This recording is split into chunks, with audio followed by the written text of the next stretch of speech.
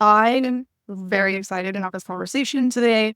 This particular topic is something that I have been thinking about for a while in regards to the lapse where, as a birth educator, a doula, that I really see advocacy start to just kind of disintegrate. But especially in the NICU mom, there's nothing that can prepare you for the NICU, and you never think it's going to happen to you. So I hope for anyone listening today that you are able to get good information and tips from Faye. And Faye, I'm so excited to talk to you about this. I don't really ever see anyone talking about the NICU space online. So very excited to connect with you today. Can you briefly tell us about yourself and how you got into the NICU advocacy and doula space? Hi, everybody. I am Faye. I am a birth and NICU doula out of Henry County, Georgia. I have been working as a doula for approximately 2 years. I am a certified full spectrum doula, but I don't do all the things. My journey really started with the wild pregnancy I had with my son. He was born with gastroschisis, which is where a hole is not closed all the way in their abdomen during development and their intestines float out. It's very graphic. It sounds horrible, and they joke that if your baby's going to have a defect, you want them to have this one because it's something that is literally 90% of the time a simple fix. And so it was a simple fix for us, thank God. But it was a very intense NICU stay, I think 48 days. And then that whole experience, just from pregnancy to birth and the postpartum in NICU and then coming home, made me realize how much there isn't that support for moms. He had that 48-day NICU stay, and it really made me see that there's this lapse of support. We had a lot of family who knew what to do for us when we went home, but while we were in the NICU, it was kind of like, we don't know how to help you. It really lit a fire in me to help moms find their own strength and their own communities and resources, because unfortunately, you have to. I am a bit of a birth and biology nerd. I actually have a bachelor's in biology focused in research. I love getting into the research and learning as much as I can about things. And so I really utilize that to help moms find the research that they can for themselves. Obviously, you can never replicate a medical degree, but you can still read the research and learn more about your child's defect. I have found that the more knowledgeable you sound without coming across as, I've read this, and they're going to be more receptive to you kind of understanding that. But yeah, I support moms in a variety of stages. I do mainly virtual NICU doula support right now because the closest NICU is the one that my son stayed in, and I would like to not go back. Actually, at the end of this month, on my son's birthday, they're moving to a new location. So I'm like, okay, when we will say move, it'll be easier because it'll be like a whole new NICU. I have no idea how to advocate for my children at the NICU, but it's funny that you said the piece about if you comment on it a certain way, because in our second NICU experience, we had been here, we had done this, we had had a 36 weeker, we knew, that 36 weekers can have these particular certain issues. And so they trusted us so much more to take our baby home at an earlier time, because they were like, we know this is not your first rodeo. We trust you to be able to take care of your baby when you leave here. Like, cool, you're discharged. Yeah, and that was something that I definitely noticed myself because I am very type A. I'm very much, give me the research. I'm very much like, let me know everything there is to know. Yes. And I simultaneously feel like our NICU stay was a little bit too long. Like, it wasn't as necessary to be there as long as we were, but it also was shorter than it could have been because number one, I had the privilege of being there every day. So they saw me every day and they knew that Which I could is it do this. in the NICU? Yes. Sorry, I'm really trying not to cry because it's so hard to watch the babies that parents just don't have the resources to be there every single day. Yeah. It's Yeah. hard, and those babies have lower success rates. Yes. Yep. But yeah, it makes a huge difference being able to be there and advocate constantly for your child.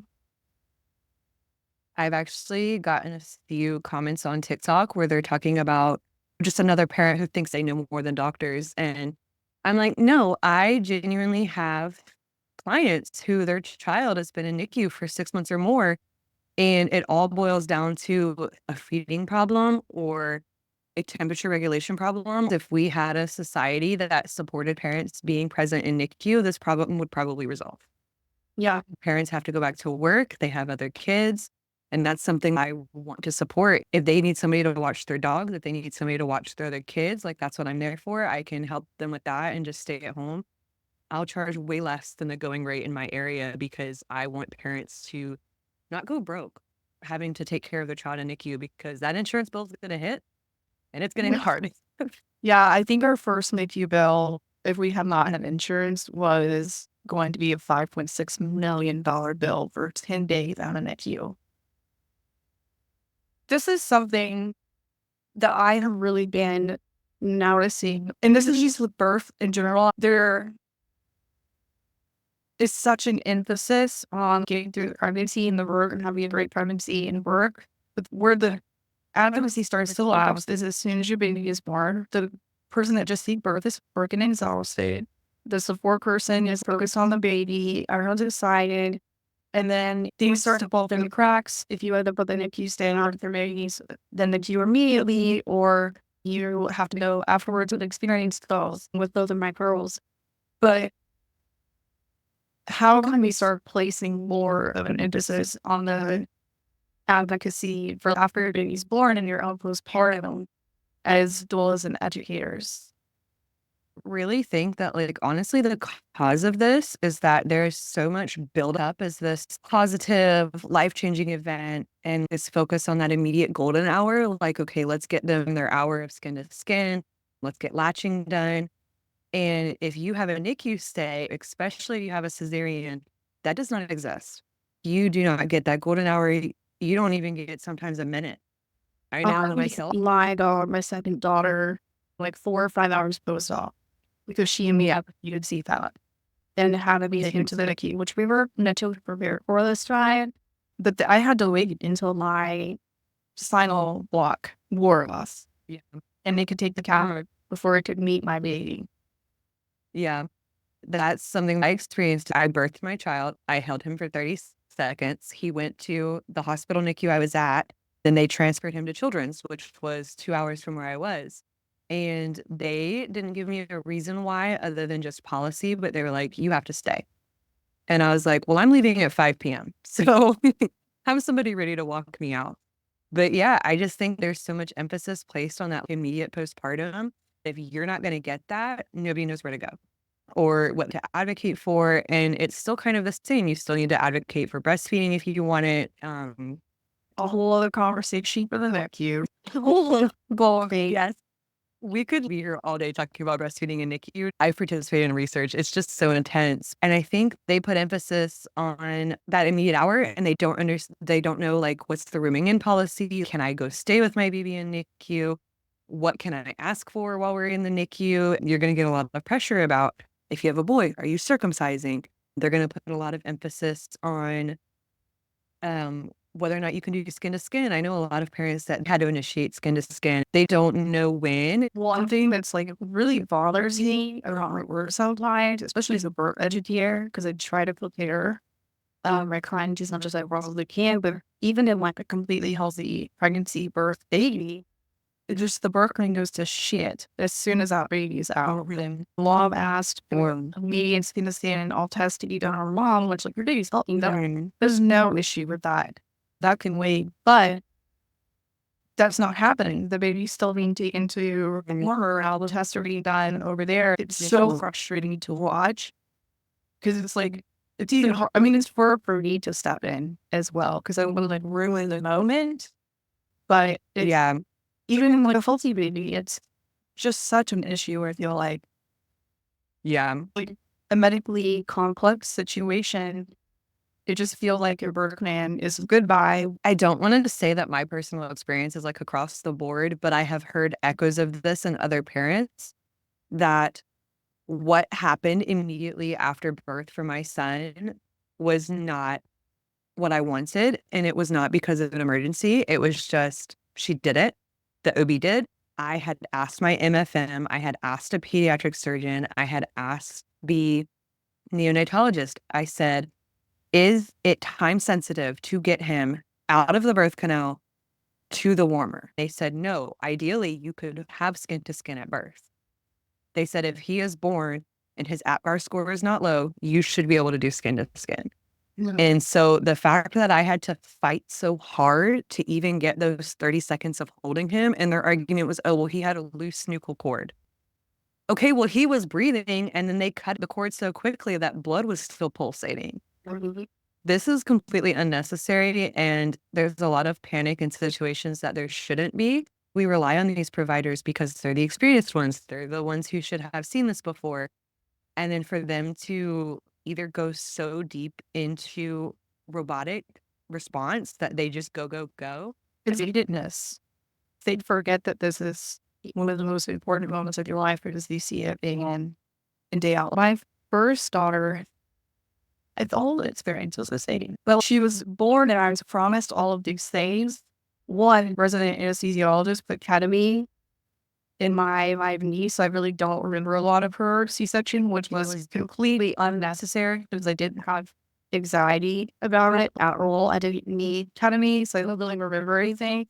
My husband and I had discussed certain things, and then it just completely fell apart in the OR.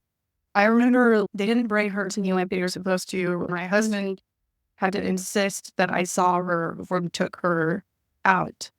As he's trying to show me her, I'm a little out of it. I was hysterically crying. They had to threaten to knock me out because she was so quiet and so beautiful and perfect that I thought she had died. And he was showing me a baby doll because our baby had died. I was in hysterics, and then they take her out, and he thinks that he's just going to go with her to my recovery room. And they took her to the nursery, and then they're being her a bottle through the window. And he was like banging on the window, like, why are you seeing the baby a bottle? This was not discussed. This is not what my wife wants. And then he had a punch hole in the wall for it then to call security. And they called security, and he was explaining the situation like, that's my baby. They're not communicating with me what's going on. The head of pediatrics had to come out and apologized and chastised his own staff. Like, he has a father bracelet on. There's no reason you should not be communicating with them. And it turned out that she did have really low blood sugar, which ironically I kept telling them during my induction that my blood sugar was really low. And then I needed to eat, and they wouldn't let me eat, which now I've been like, fuck y'all, I'm sick of food. We're having to grab them some Chick-fil-A or water or something. But I mean, I was the first time mom, but everything disintegrated and fell apart in the OR.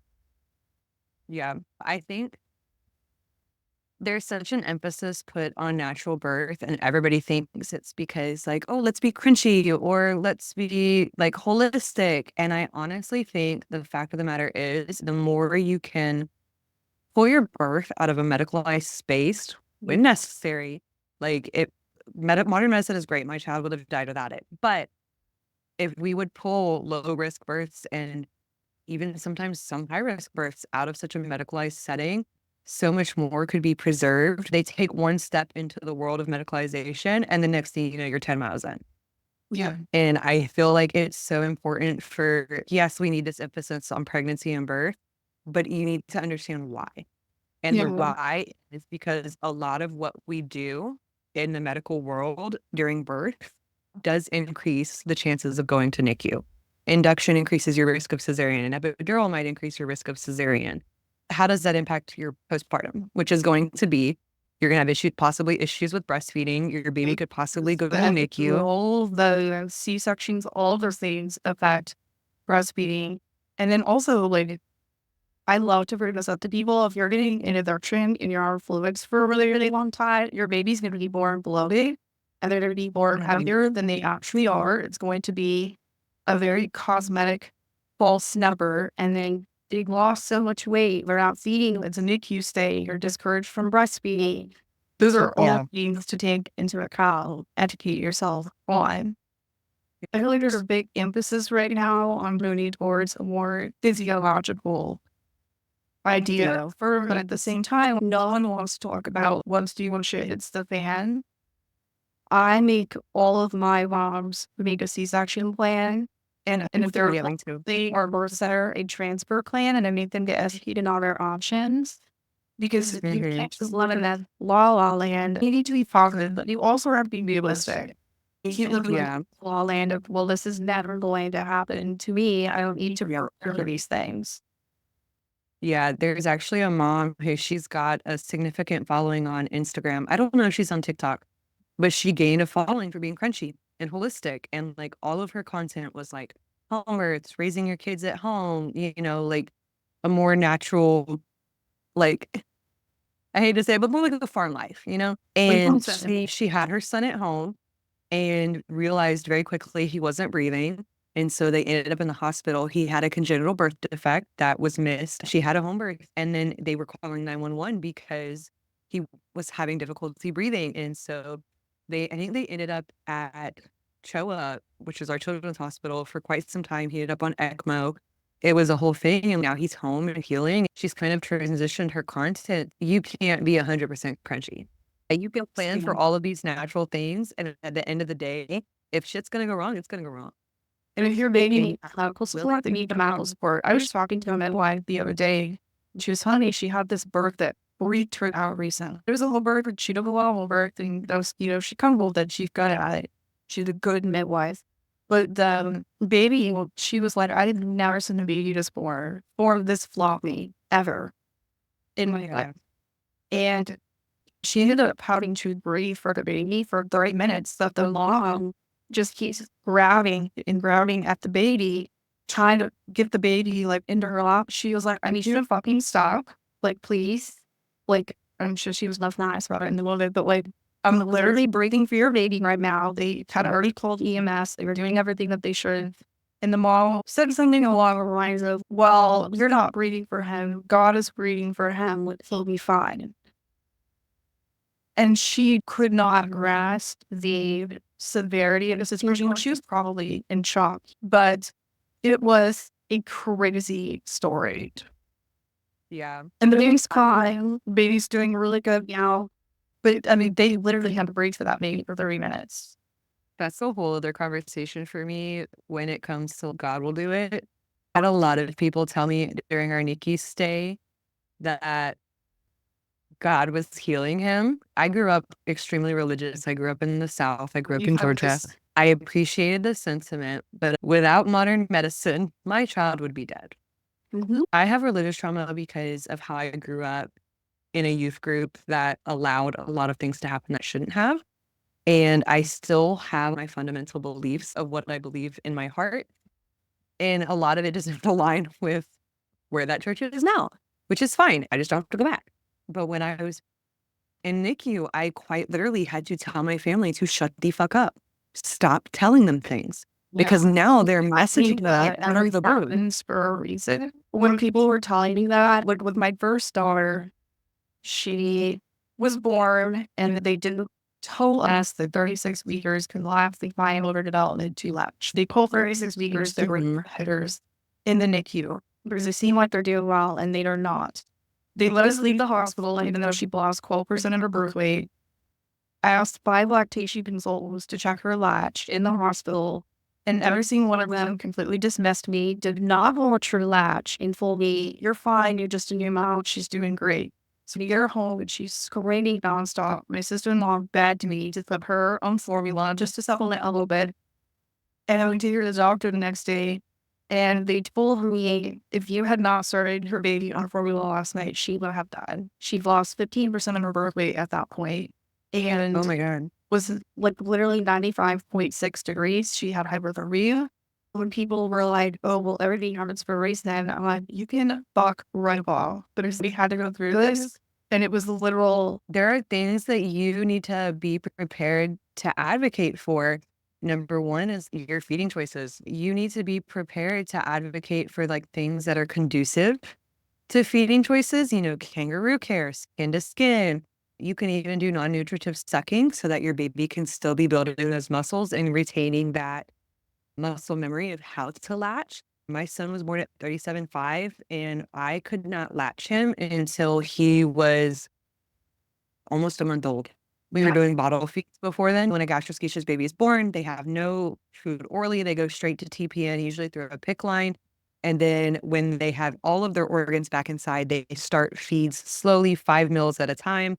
And so they're trying to get them back up. And so they push a lot of fortifier because they need them to be gaining that weight they lost. Yes. And not only that, part of breastfeeding is stretching your baby's stomach from birth. And when they're not eating from birth, you then have to do that delay down. And make sure that they're keeping up with their calories and things like that. So it is extremely important to advocate for that and to advocate for the things that you need. I mean, I had to advocate, like, stop wiping him off. We want to do delayed bathing. This was approved by an MFM, a pediatric surgeon. You don't need to be aggressively stimulating a baby right at birth before you even run it out. A lot of instincts will kick in for that as well. Yeah. Like when we're instinctively know that their baby needs the stimulation. Yeah, that's what I did. I had him in my left arm and I was doing this with his cheeks with my other hand because I could tell that he was breathing, but he wasn't breathing. He was very, very, not purple, but very pink. It was just one of those things that I was like, I'm going to have to advocate for this. And then it was so difficult because they put a lot of pressure on this to make a circumcision decision right then. I didn't even know we were having a boy. I didn't find out gender until they laid him in my arms, and I was certain it was going to be a girl. We had girl names. Yeah, but the decision is not very cut and dry for us. It's really starting to trend that we are not circumcising anymore. It's a discussion that people are really sitting down and probably learning the way off the risk and benefits. Yeah, my OB was great. She was like, okay, we're just not doing it. The pediatrician who was in the hospital, he was like, are you sure? And I was like, excuse me, my his organs are outside of his body. I care about other things right now. And then when we were in the NICU, they asked us again. And I was like, no, let's just get him healed. It's not even in my realm of conscious right now. And it wasn't until postpartum that I actually read about it and did more research. Then I was like, oh, well, I'm glad that I made a non-permanent decision so that we could take care of it later. And that's something that I tell moms, make the most non-permanent decision. If you do not know, make the least harmful decision. Because like to away, then they'll make it. And that, yeah, and like that was my benefits, risks, alternatives, intuition, nothing. If it's how we make it work through all of those things, yeah, it's not an emergency. Yep, that's one of the things I try to prepare my parents for. I tell them you have to be prepared to advocate for these things because they have a routine, they have their own thing. And if you want something that's not that, it can be hard. The not so fun thing to prepare for is NICU because you need to know.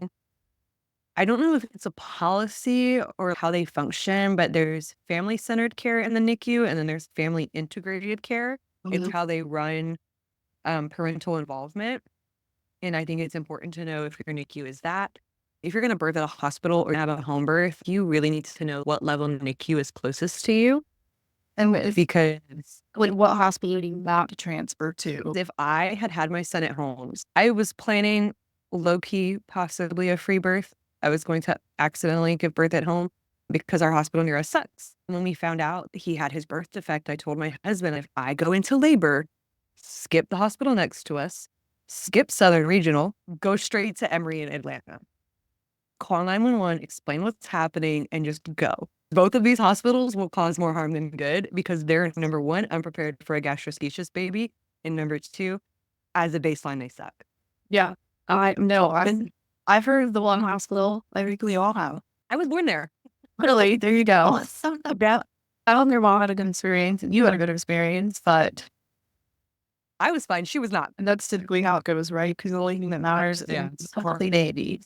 But I know we talked a lot about advocating for feeding preferences in the NICU. So I want to talk about that more because there were some things we did in the NICU and that we had to advocate for with my second that I just think of like good information for people to know. But too, like, I want to talk more about like what you should be prepared to advocate for in the NICU. For us, our first NICU experience was in a larger city, at university in San Antonio. They were very breastfeeding friendly. And they even have a social worker who like came in and worked with me. There's just like a larger hospital, it's a teaching hospital. They have more resources. And then like our second daughter was born in like Podunk, Midland, Texas. Like, I think it was like a level 2 NICU. It worked out for us, but they were not breastfeeding friendly. In fact, there was like a day where they were like, you should just stay out of the NICU because she needed the belly lights. And don't hold her at all. That's going to be the fastest way to get your baby home, which was so beautiful. But they were not breastfeeding friendly at all. And she didn't have trouble with her latch or being very weaker, but she ended up having really severe tidal lip ties. I reached out to one of the NICU nurses that we had, who was then the head of the NICU in San Antonio. And she fed me a bunch of really cool studies, supplementing with coconut oil. We were able to bring those studies to our neonatologist and IQ team for our second daughter and say, we don't want to be formula because it was really upsetting her stomach. We would rather try this. And they were open to it and did it. And she gained like a GM. Yeah. We were able to get home faster because of that. Yeah. And that is something I think is really important. And that's something I prioritize as a doula, helping parents find that research. I have an almost 30-page document about gastroschisis research where I have read the study, cited the study, and in my course of study for school, we learned how to read the paper and write a summary that's not the abstract on the article. So that's what I've done. I've compiled all this research. It is currently being used in a court case. Love that. Because there's just not anything known about it. See, I don't have it with me, but I have a binder that I took to every pregnancy appointment. It stayed with us in NICU. I had printed out research about massage, breastfeeding in NICU, breastfeeding specifically for his defect, using human milk fortifier over cow's milk fortifier, or the risk of NEC. I was prepared to advocate because I had heard horror stories, and I said, that's not going to be me. It's scary too, especially because most of those NICUs are using Similac, which is like, yes, a big well, with that. But I think brand of formula doesn't really matter because worldwide, I believe there is 3 companies that own all of them. Yeah. And all of them are the same parent company. And the thing I feel like is why it's so important to talk about the feeding complexities and advocate for your baby. The idea. preemies have a 10% risk of NEC, I believe, and it increases by another. Gastroschisis babies have an increased 10% risk of getting it as well, especially if they receive formula. It kills me because as an advocate for an organization for gastroschisis, so many parents are told to just give up on breastfeeding. Like, you're going to be delayed feeding, just don't even try that hard. They're like, formula is there, but they're ignoring the risk factors. That's why I push so hard for parents to be educated and to have somebody there to help them, because when you are in the midst of NICU, the way that I was in NICU is a trauma response. And the way that I just so easy to start buying. It's very easy to do. Yeah. What I heard, I'm throwing my hands up. I'm so fucking traumatized. Like, you got here, you do everything because you just physically cannot handle any or emotional. Yeah. And that's one thing that I try to tell parents is in some places you can't. You just literally cannot. I wish I could say that you could go into NICU and just hands off. I feel like at the hospital we were at, I really could have. Level 4 NICU. They're very experienced in this. They're the best. I like that you brought up San Antonio because we actually considered driving or flying out of San Antonio and just waiting on labor, or going to Boston, because those are the 2 of the better hospitals. Great medical school. I had experience there, but the NICU was incredible. I still talk to nurses and things like that from the NICU at university because they are incredible. Yeah, I'm really glad we stayed in Atlanta because we had more like familial support. We didn't know this at the time when I was pregnant, but my brother-in-law literally worked across the street from the NICU. So anytime I was like, hey, could you bring this to me? No, that is super good to have that support. I feel like that jaundice piece always comes up when we're talking about the NICU too. Like, being able to advocate for your baby with jaundice, it's such a tricky situation. I could have pushed and been like, no, I'm going to be with my baby all day. But I followed my intuition in that moment. I'm like, if they're telling me this is only going to be for a day and this is what's going to get my baby more faster, I need to just suck it up and do it. Yeah, this is not medical advice. Please do not take this as medical advice. if your baby is born jaundiced, Well, it can be 60 to resolved with 70% sunlight. jaundice. 60 to 70%. Whether you do delayed cord clamping or not, because that's a whole other conversation. And that's some people's fear with the delayed cord clamping. More than likely, your baby is going to end up with jaundice. And yeah, it can be resolved in sunlight. That's what I always tell my moms, like, when you get home, like, get your baby out on the porch, or like a covered porch, you know, and like weather appropriate clothing and get them in the sunlight. Yep. And that it's very different from breastfeeding jaundice. That is so wildly different, but they want to treat it the same. There's actually a mom that I'm friends with on TikTok. We both live near Atlanta. That's what they wanted to do is they were trying to push her to start formula. And she's like, it's not breastfeeding jaundice. She literally was just born. Let us go outside, put her under the blue light, something. We don't need to supplement with formula. And I did ask them during that time. I said, can we, because we were in a room that had four babies. And I said, you know, she's all the way across the room from the window. Can you please put her in the window and open while we're doing this? I feel like advocacy in NICU is so frowned upon. Like, people don't really like it when you want to advocate in births. I received hate messages when I was pregnant because I didn't want to be induced. Yep. The risk wasn't high enough to induce at 36 weeks. When I was reading the research, all of the research indicates even in IUGR cases get to 38 weeks. And so when they were pushing me to induce earlier, I was like, no, like, I'm not really comfortable with that. His lungs aren't developed, like all of these things. And when I asked in a support group, has anybody gone into natural delivery? Has anybody even made it to 40 weeks, 38 weeks? And I got like several people made fake Facebook accounts to message me and tell me, you should just abort that baby or kill yourself. And I'm like, I just want the best case scenario for our child. It's so interesting because when we went to the NICU, you'll never guess what they said. He is doing so well because he was so close to full term. They're so frustrating. I kind of have these conversations about these like TikTok movies that like people just take what they say as gospel. They have so much authority that they're literally sharing misinformation online.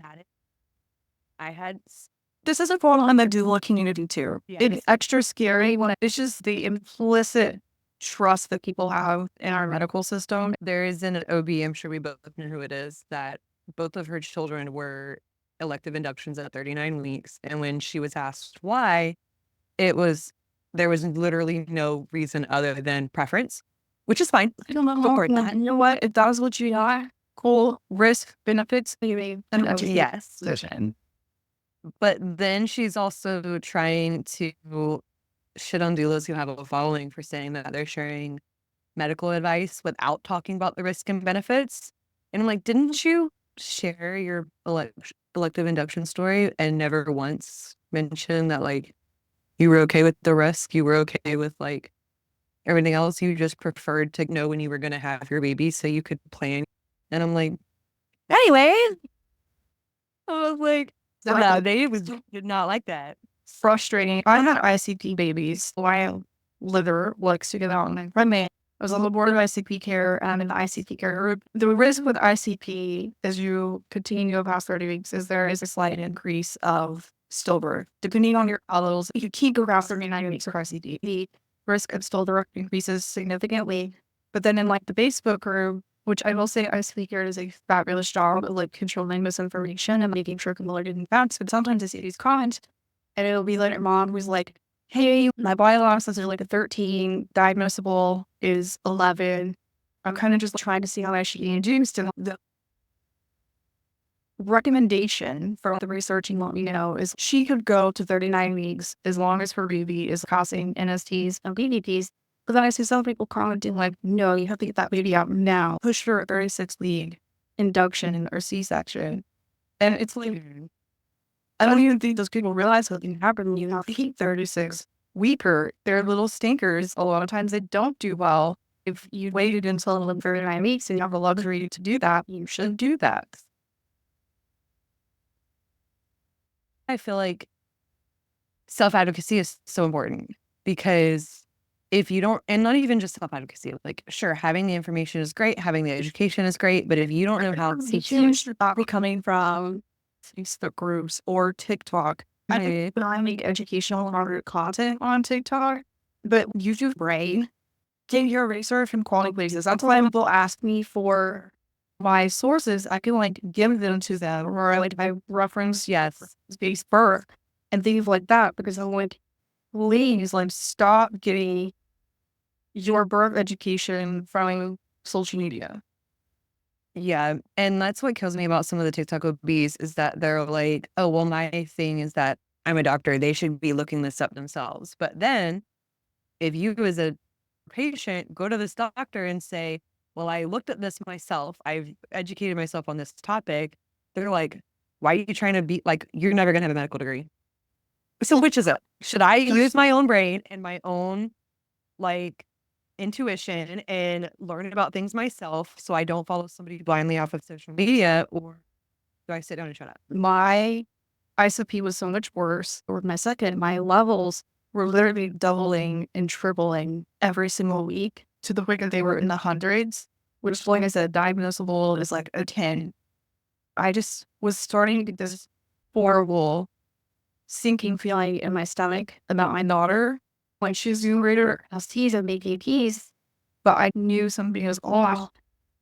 And until I go be, and she had always known from day one that I really wanted to go for a rehab. And she was very supportive of that. I was very lucky in that regard. But when I told her we're doing a 36-week C-section, I refused to go past 36 weeks with her. My gut, it is screaming at me, and I'm her mother. I am the one that can advocate for her and the only person that can advocate. Yes. My doctor was like, oh my God, it's still constant what she said. Because I love her as a person. She was a great doctor. But also she was like, I don't care if your bile acids are in the 200s or the 3000s, as long as she's passing the BPPs and NSTs, I had to fight. I had the founder and president and also the OB on board for ICP care write letters to my doctor. I had to fight. And finally, I get that 36-week C-section after I fought so hard for it. And she had horrible meconium staining. She had so much meconium and a true nuchal knot in her cord. When they pulled her out and I saw her, it was like the cord was a straight jacket around her little body. Oh my God. She immediately needed CPAP.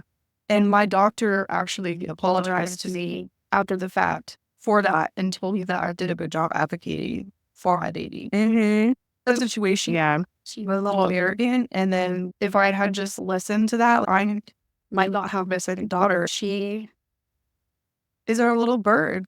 Oh God, it's so hard to think about that. If I hadn't pushed, like, what would have happened? Absolutely. And that's what I tell people is everybody's like, why are you so passionate about advocacy and why is it so important for parents? You're the parent. It is number one, your child. Number two, often your body. So you know that best. You have that gut feeling. I do feel like society has, as a whole, moved away from our biology and they view being in your biological self as lower and more primitive. We want to be in our higher thinking. Tool that we have as mothers. Yes, it is so important to be in tune with your intuition. And that's why I push so hard for parents. I'm like, it's going to feel awkward. It's going to feel stupid, but learn about hypnobirthing. Even if you don't do it, or even if you just do meditation, just do 5-10 minutes of it. Start with 2 minutes. I had to start with literally a minute because I have OCD and PTSD that I just could not stop. And I like your ability to listen to your intuition and to advocate for that, especially once you reach NICU, that is something that you have to do. I have studies to support this. People can reach out to me if they want them. But your involvement in advocacy and that parental involvement, like family integrative care, decreases length of stay, leads to faster time to full feeds. You have reduced complications. There is a lower risk of readmission, and they are generally stable much faster.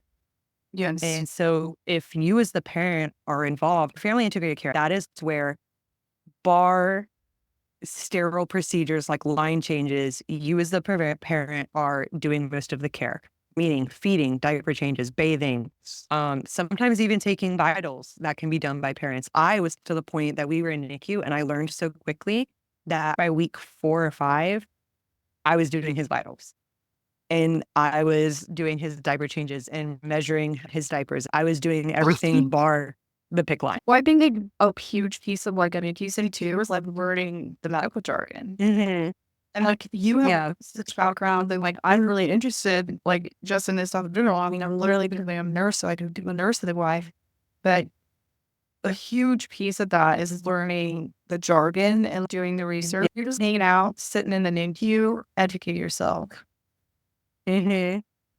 And I feel like it's so crucial to understand what's going on and to have that education. The number one preventative for trauma is education. And unfortunately, nurses and doctors don't have the time to sit down and explain to you every little thing. I feel like in some instances they should. For example, if your child has gastroschisis and you don't understand why they need delayed feeding, that's a problem. And that's not a you didn't learn something problem. That's a they didn't tell you problem. And so I think oftentimes we would make you Tell us that there's like nurses and NICU sometimes have 2 to 3 babies in their care. and And so, you're right, they do have a lot on their plate.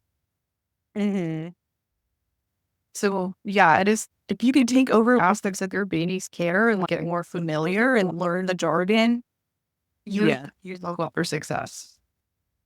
yes. And I think that even if you don't understand I think it was the NICU translator on Instagram did a reel of her husband trying to read the report on one of the babies. It's got all the acronyms and numbers. And she's like, does any of this make sense to you? Trying to get him to like read what it says. And some of it is like easy to understand because like RxN is reaction, and like the measurements of volumes is pretty easy.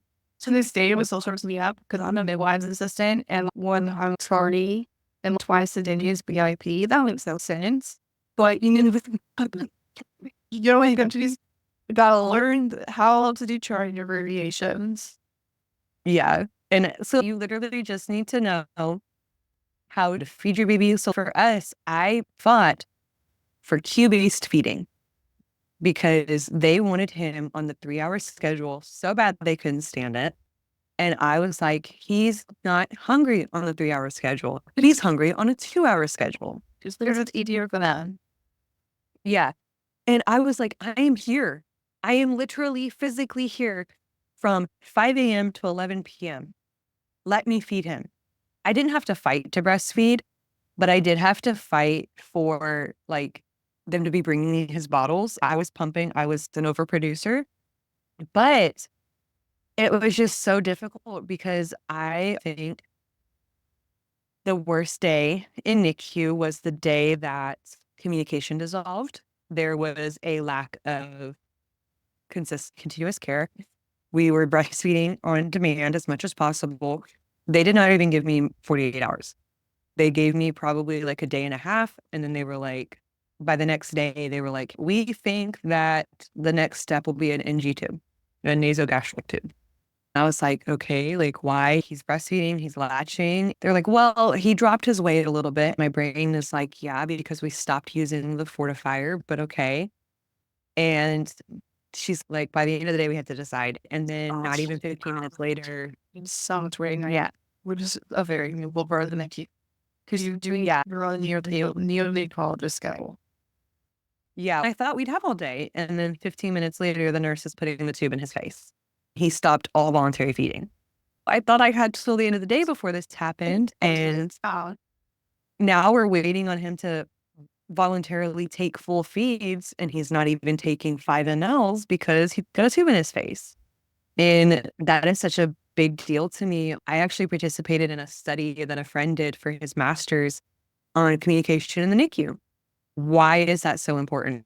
Why is it paramount? And it's because that is going to cause trauma and it's delaying the child's care. Because when nobody's on the same page, it can be such a problem. NICU is such a weird place to be because you're not the patient. but everything has to go through you. Oh, And I feel like a lot of NICU nurses and neonatologists sometimes forget that. Obviously, not all of them, but some of them just kind of forget. Studies show that communication in NICUs is extremely lacking, and that there is this disconnect between doctors, nurses, and the parents. Because let's be real, the patient can't really decide. The patient has very little base thinking. It's all survival. And I think it puts a lot of pressure on parents to facilitate this open dialogue. A lot of it could be changed by family integrated care, just taking the 10 minutes to explain something. And I honestly feel like as a baseline, parents should be called in for rounds. If you can't be there for rounds, they call you.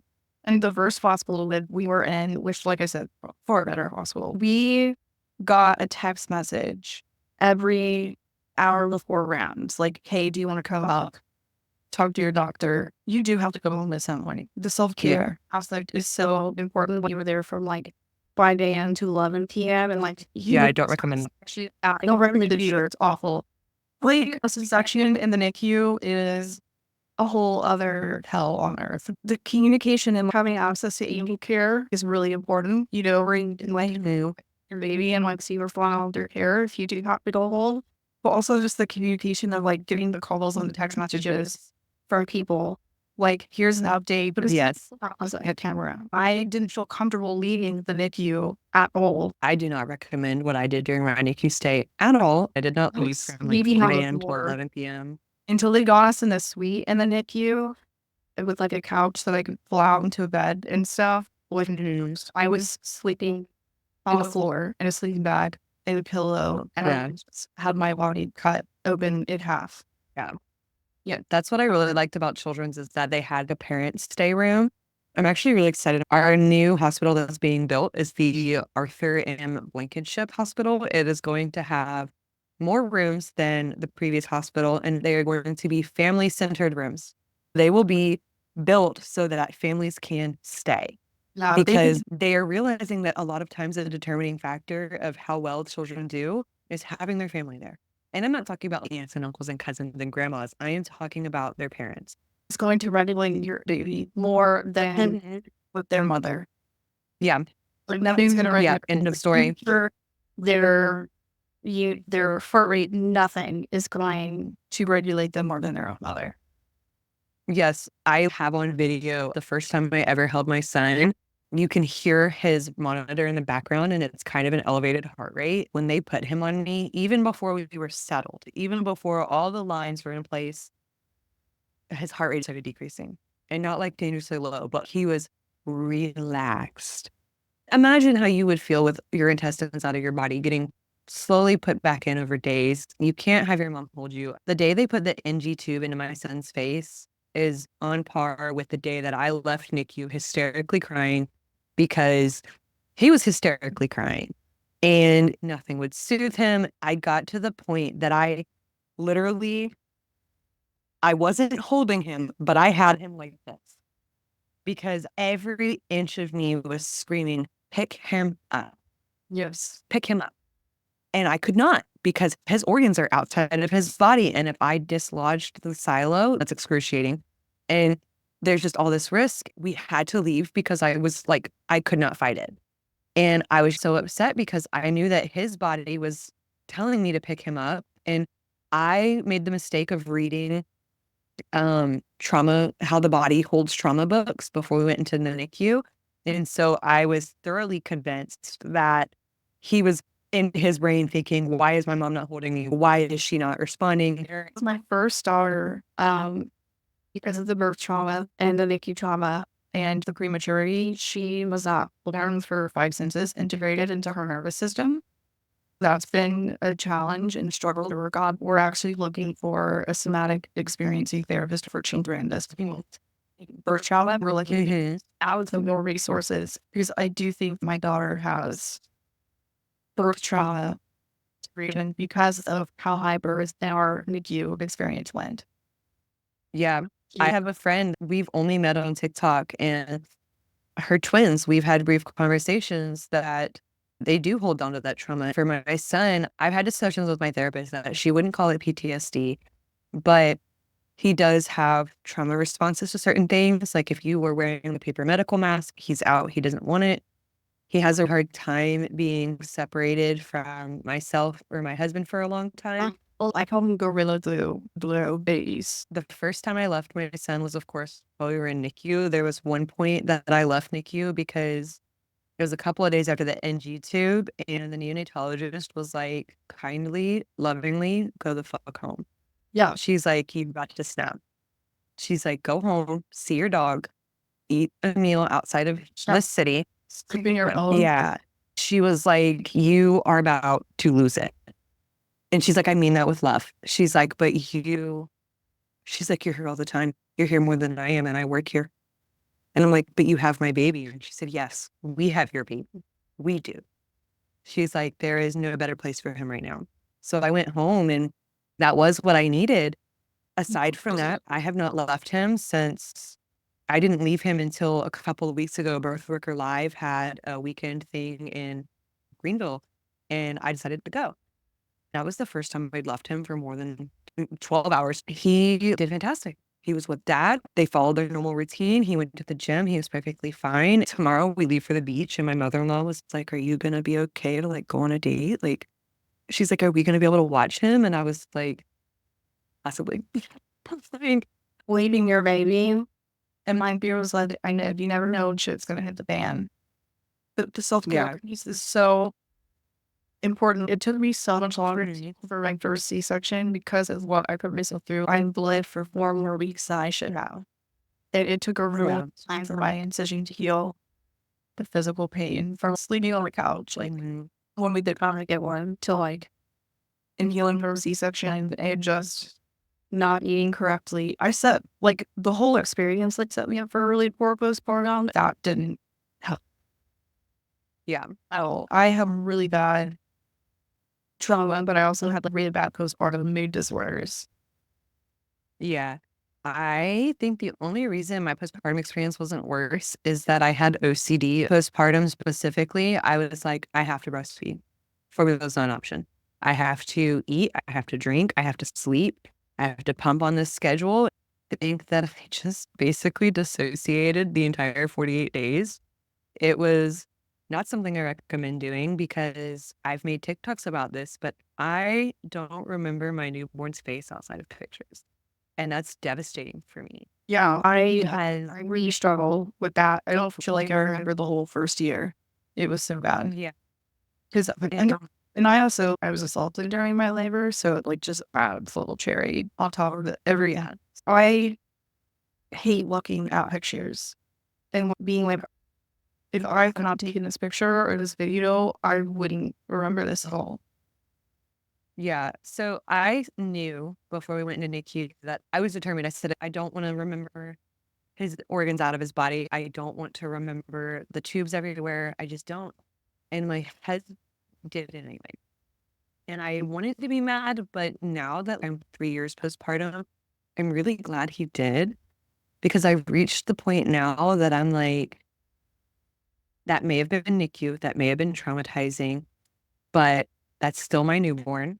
And that's still probably going to be my only baby. I don't think that I could do this again. There's just a way that I want to parent, and I don't think I could do that with more than one kid. I would give birth 10 times if I could. Like, I will chase that high for the rest of my life. I love to be pregnant. I love meeting my babies. But I agree with you. It's really important to look at, like for us, our determining factor was one, like my ICU was about last time. Two, my husband is almost 40. And three, like we want to be able to provide financially in like very particular ways for our children. And Yes, what offers us too. it is fun. I think it's really difficult for me too, because if I had had him a little bit later in life, probably like a year later, we would be in a much better position financially. I have the degree, I have the experience, I have all of the capabilities of making almost twice what my husband does. The problem is I would start out making less than he does. And by the time we worked up to me being primary income and making what I should, at that point, my kid would be like 5 or 6. And I don't feel like missing that much of his life. We get by right now with my husband's income. And I was terrified for that NICU bill too. I know we talked about that already, but that NICU bill, I was so scared because we've been here 48 days. It's over $16,000 for a night. And then the way hospitals do billing now, like the providers or contractors, they don't actually work for the hospital. We are still getting random bills from my last birth. Mm-hmm. A random $10 bill there or $100 here. It's like, what the fuck? Yeah, we fortunately did not have to pay the NICU bills because at the time my husband was a contractor for a company and I don't think they properly reported his income. But it was a whole thing, and we made enough that we got pregnancy Medicaid, which thank God because it covered so much. He's in speech once a week. He has an AAC. We would have had to pay out the ass for that. But thankfully, because we had that insurance, the way that it worked is that when we had the state insurance, it paid his deductible. So now he doesn't have a deductible. Well, that's so you're just like, we just have to pay $25 and there we go. That's his therapy. And they're going to cover his AAC. Thanks, insurance. The one time it does what it's supposed to. Another shitty thing about our experience, like the only experience that we get is the thought of NICU. That is all you and I will ever know. It still makes me angry to think about the fact, and I am dealing with, like work on therapy in this because I'm a little doula. I help people have great births. But it makes me so angry to think about the fact that I didn't get the birth that I wanted. So my sister, my aunt, and I had 3 little girls within 4 months of each other last year. That was fun. But I remember both of them were just so lackadaisical about like, oh, if I have to have a C-section, I'll have a C-section. Maybe I'll opt into one. I'm like, I don't get that choice. I will never get that choice. Like, if I could piss me off, dude, that's a whole other career. It's a whole other layer. Yeah, it is. And it's so complicated too, because I've had the same therapist since 2021. He'll be 3 September 28th. It took me until this time last year to talk about my birth experience. And this envelope is something called a starbursting technique for working through traumatic experiences. It's about my birth. And she made me put it in an envelope because I couldn't stop thinking about it. I told her I don't feel like now is a good time to try to work through my birth trauma because September leading into November, October, November is very, very difficult for me because my PTSD, like I get a lot more flashbacks, the weather is overwhelming, the smells. My son starts to have his yearly appointments with the gastroenterologist, the pediatric surgeon, like everybody, and they all use the same soap that NICU does, and it smells like NICU. And then I start having like breakdowns because my brain is thoroughly convinced that this is a simulation and we're still in NICU. My brain is convinced that this is the dissociation, but we're still there, which makes no sense because, but it's like, yeah. My 3-year-old likes to eat things that she shouldn't, and so we've had to go to the ER a couple times. It's like I've got lunch, but they're gone too far. So, in your opinion, do you think that there are ways to really prepare to have to advocate for your baby, whether your baby's healthy or not, ends up in the NICU or not? Because you can't really prepare for your baby to be in the NICU, but I think our conversation gives good insight into that. I have resources for that. I actually have a 7 tips for NICU advocacy for parents that I have for free on my website. It basically breaks down my 7 tips that won't make the experience a walk in the park. NICU's never a walk in the park, but it does change how difficult the experience can be. I'll get into those tips in just a second, but other than those, you need to have a therapist on standby. I'm so serious. If you don't need them, great. But if you do, I think everyone who's pregnant should have a therapist and an established relationship with a therapist going into postpartum. it took me 2 years to talk about my birth experience. There's so much healing that I needed to do. So not only did I have to heal from childhood trauma, I then had to heal from my birth experience when I was assaulted in pregnancy. All of these things compounded and associated. The reason I created these 7 tips is because there's so little preparation. 1 in 10 babies will see the inside of a NICU. I feel like that could be lower because some NICU admissions are proactive more than they need to be. I have seen babies admitted to NICU because there is a suspicion of domestic violence in the home. Even if there's just a suspicion, so they want to keep baby in NICU to make sure that there is 100% not a reason to be concerned.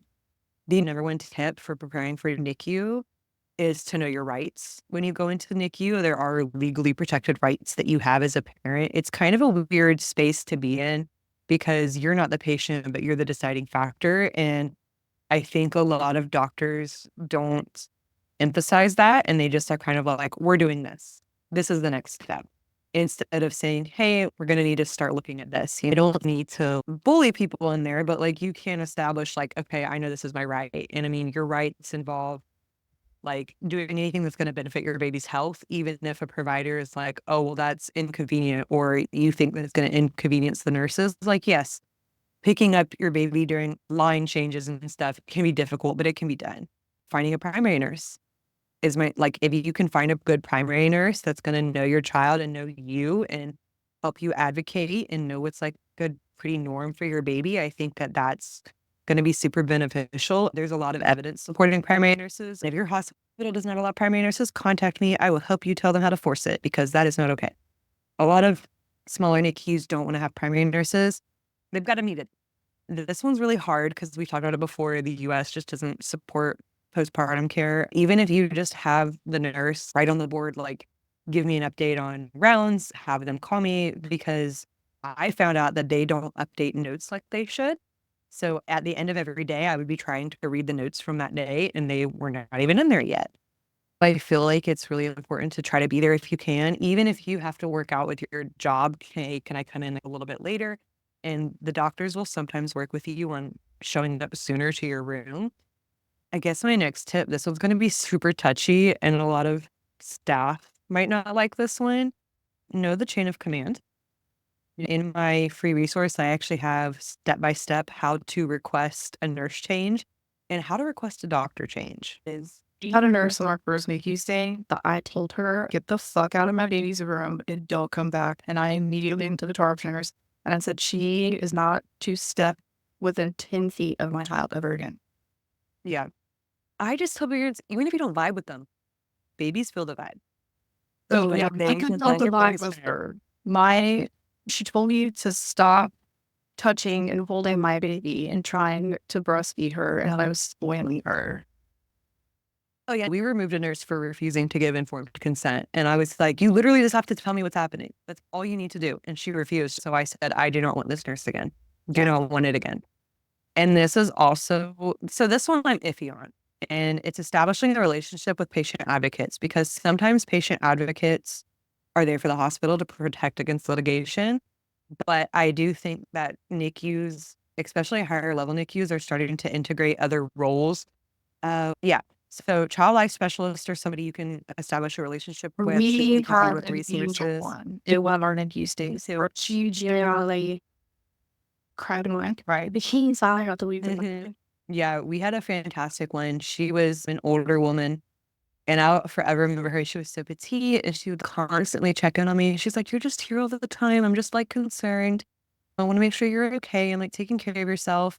At the time, I'm like, "Yeah, no, I'm good." NICU navigators are also who I'm talking about, because we had a NICU navigator that showed me how to do the NG tube. She facilitated letting the nurses know, hey, when his closure is done as soon as possible, let her hold him. She facilitated all this for us.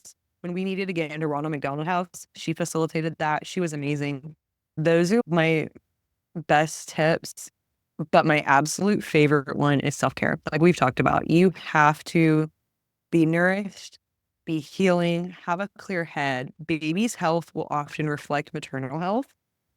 And it is important that you both are cared for. I think, you should plan for a 50 cup period. yes, that After it's you 100%. agree with you can't do anything if you are so run down. Yeah. And if you feel like you're not pouring from an empty cup, if you're like, I feel great, I'm doing all of these things. I was graduating college and working a job from the NICU virtually. Took my final exams in the NICU. Do not recommend that. Take self-care.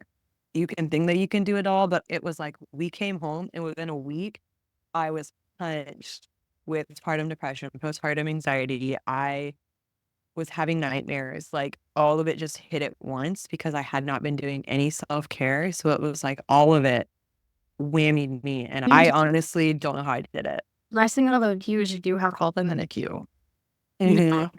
But you've been doing and like, like we said, definitely like advocate for your baby, get involved in their care, but also take advantage of getting to leave for a few hours because at some point you are so exhausted and have not been taking care of yourself for days or weeks. Yeah.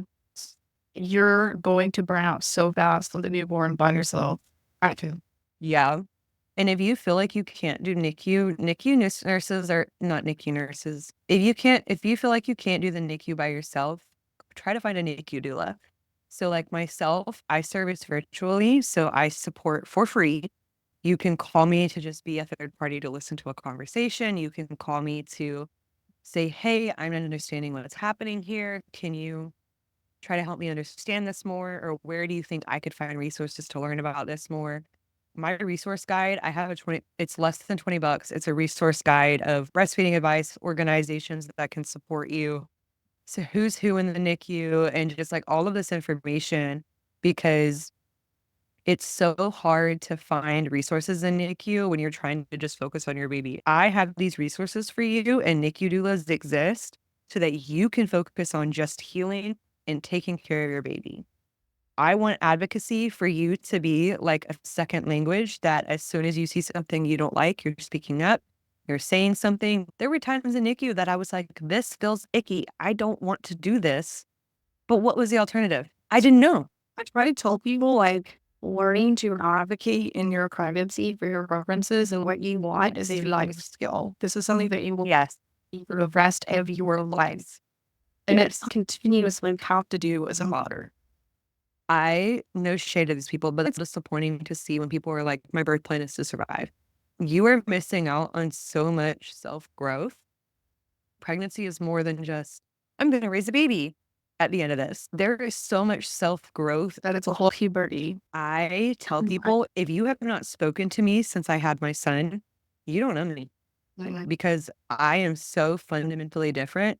There are people from my childhood that don't like me because of things I did or said as a teenager. And I'm like, you don't know me. Number one, I've passed the age of 24. My brain is fully developed. Number two, I had a baby that my brain then fully changed again. I value things so differently having had my son. I used to be a career girly. I wanted to work for the CDC. I wanted to get my PhD. Now, my goal is to raise my son to be the best person he can be, a loving, helpful, supportive, empathetic man that the world doesn't have to heal from. After that, my goal is midwifery. My goal is to support these women. Midwifery is not a small feat compared to what I was going to do. They're equal. What I would have done in CDC and midwifery are equal in importance in the universe, because having women who don't have to heal from traumatic births is going to change the world. Yes. I feel like a lot of our trauma starts in birth. It gets compounded by all the things subsequently, especially if you're in NICU. But if we can prevent that initial trauma, where's the world going to go from there? You just the landscape of motherhood for you, so you're not having to heal at the same time. Because let's be real, I'll shit an actual child that we are going to have to deal with anyways, and that's going to come up as we're parenting. The last thing you need to be knowing from it is bad birth. The hardest part of parenting to me was realizing what I had to heal from my childhood, things that I thought I had just put to the side. And it was like, whatever, it is what it is. And now I'm realizing how intensely things affected me as an adult and how they're affecting my son. And one of the hardest things for me is realizing, wow, I was just a kid. I was a child. And people also realizing, go ahead. The way that people thought it was acceptable to talk to children or treat them or try to compartmentalize them, and will not do that to my kids. Oh, absolutely not. And I think it's painful to realize what our parents experienced. I have to have a little cry for my little mom and my little dad, because now as an adult, they tell me things that I'm like, you were just a little kid and you just didn't know any better. I love the shift that parenting is going towards, and I love the shift that's happening with birth and stuff. But I think that you can have empathy for older generations while also calling them out on their shit. For sure. I was tired of reminding my girl, like, you can't hold yourself accountable for information. literally what's needed. If anyone wants to get in contact with you, how can we do that? Okay, I am on all social media, including Pinterest, but you can DM me on Instagram. I am at Doula Faye. And then my TikTok is the same, just has an underscore after it. I am on Facebook, but I don't get messages on there for some reason. Or you can just email me, but I am more likely to respond to an Instagram DM because it alerts my phone way better than anything else. Love that. And Faye, thank you so much. I'm glad we got to connect on this and like just thank you for such a beautiful conversation. Yes, thank you for facilitating it. I love to talk about NICU, and the numbers are unfortunately increasing on how many people are going to see NICU, and we need to talk about it now before it gets worse. But thank you so much.